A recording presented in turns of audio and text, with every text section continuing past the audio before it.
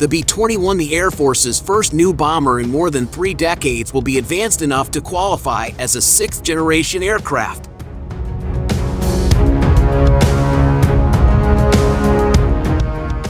The B-21's characteristics are a closely guarded secret.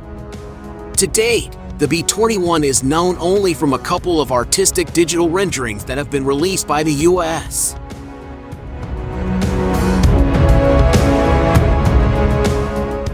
The technology used in the B-21's testing and the Air Force's decision to conduct its flight tests with a production representative aircraft instead of an experimental model could provide a path forward for more rapid, less risky aircraft acquisitions in the future, Jones added.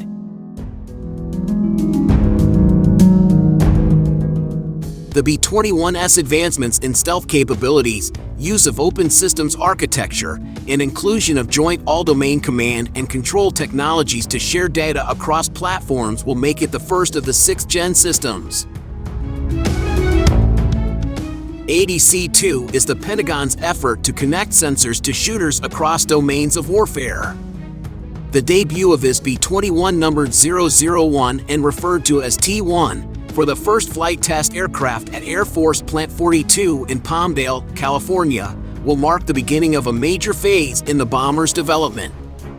Since the spring, Northrop Grumman has continued with the first bomber's testing, final assembly, and application of coatings and paint to get it ready for the public.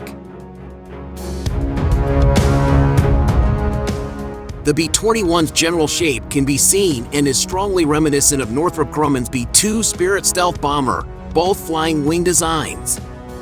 Engine air intakes flush with the bomber's fuselage can also be seen, as can the airframe's nose and part of the outside wing.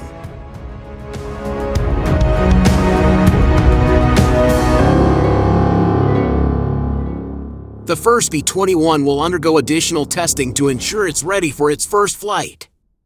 That's to include powering systems on and off, running its engines, performing taxiing test runs, and other standard integration tests.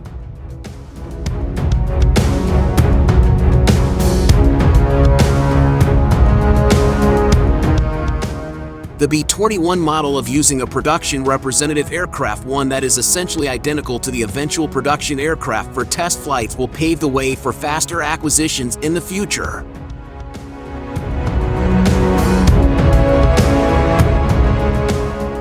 But testing with an aircraft that is extremely close to the final production version and built on the same production line will speed up the process.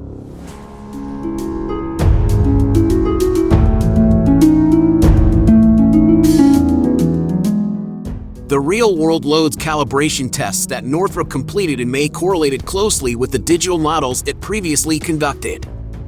And company engineers used flight simulators and digital environments to fine-tune the Raider's windscreen.